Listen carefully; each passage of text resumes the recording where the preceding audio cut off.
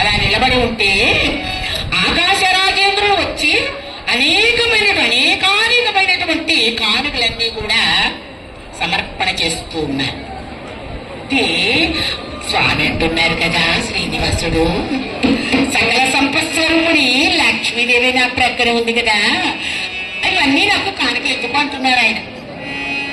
దాన సంపన్నే కోసం నేను ఇవ్వగా కన్యాదానం చేసిన వాడను మీరు పుచ్చుకునగా తప్పదు అన్నారు. ఇంకా ఏమన్నారో తెలుసా అండి? ఆదిర్ శ్రీసతి కప్పుపై అంశోత్తరీయంపై నూత్త మర్యాదతో మీరు నర్తించినప్పుడు మీ చేయి క్రింద తన చేయి పైన, ఎవరిది? బలిచక్రవర్తి చేయి పైన ఉంది కదా, కనుక ఆ భాగ్యాన్ని నాకు ప్రసాదించండి స్వామి అని ఆకాశ రాజేంద్రుడు అంటూ ఉంటే, అలాగే కానీయవయ్యా అని సుమంగళీరం అనేటువంటి మంత్రం చదివేశారు ఆయన. కాంకలన్నీ కూడా తీసుకున్నారు శ్రీనివాసుడు ఆనందంతో. ఇందుకీ అమ్మను పద్మావతి దేవిని ఏరి కోరి మరీ కూడా ఆయన వివాహం చేసుకున్నారండి. సౌందర్యము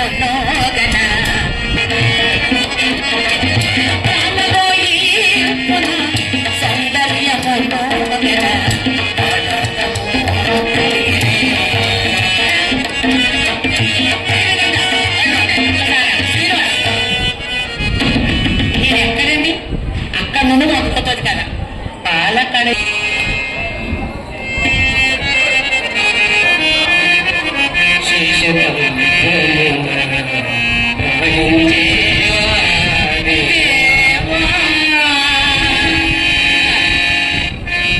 పాలకడలిపై చేసు